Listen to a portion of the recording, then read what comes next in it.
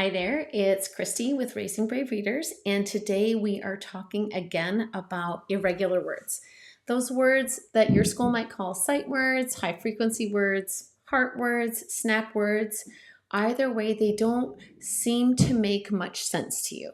The sounds don't match the basic concepts that you understand to be in phonics. But let's get started, all right? And I want you to keep in mind that we're always going to start with a sounds first approach. So we're thinking about the sounds first. That's how we're going to address the whole thing. We are not going to memorize it. We don't want to fill up their brain inefficiently because your brain loves to find a pattern, loves to find a trend, and that way it can be a little more efficient and save some energy to use for other things. So pretend that we need to learn the word he. Here is the word he, and we're going to count how many sounds it has. We're going to segment it apart. Our first sound is h, and our next sound is e.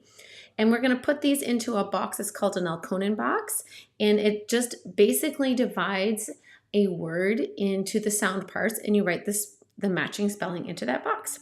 So I have a 2-box Alconen box here, and my first sound in he is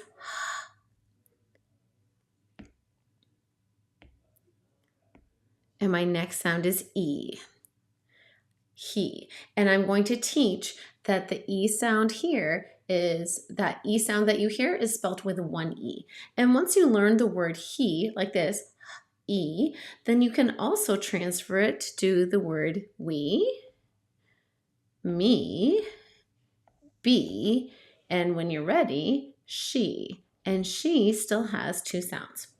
So another word to consider is the word come.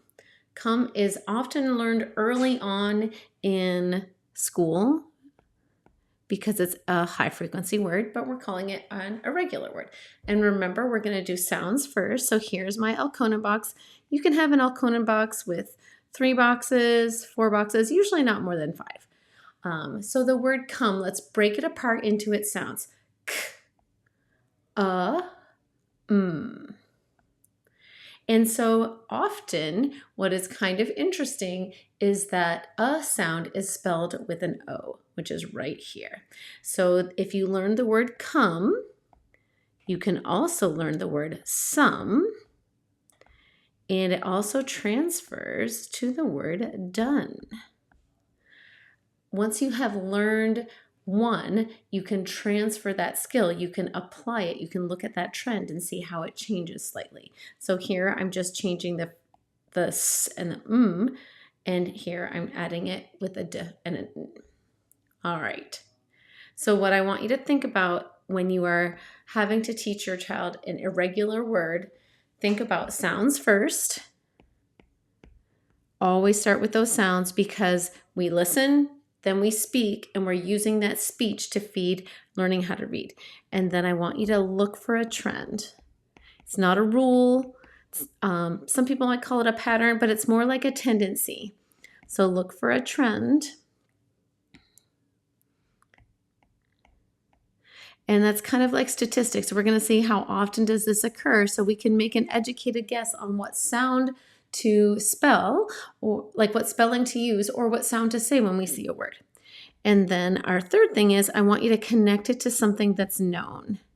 So in the he example, once we learned the word he, we can now teach me, be. We could even go and teach begin because we have that b-e sound and then the easy phonics part of g-i-n. But you want to connect it to what is known, what makes sense. And then the fourth thing is we want to get them into sentences. We want to get them into sentences quickly, not just using it in isolation, because the ultimate goal of learning this word is to be able to read this word in a story. So you can make sentences with the words that they already know, things that you know how to read. So for example, maybe you can do, can we come?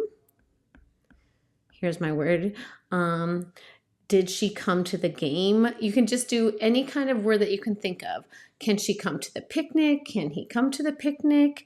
I had some apples, any kind of word like that. So what I want you to think about, again, if you're doing an irregular word and you're learning to read it or you're learning to write it, think sounds first, then go look for that trend because your brain wants that efficiency. Connect it to something that's known, what makes sense. You already know the word he, so now I'm going to show you, look, we, be, me, they all match that. And get that word into sentences to read and to write as soon as you can.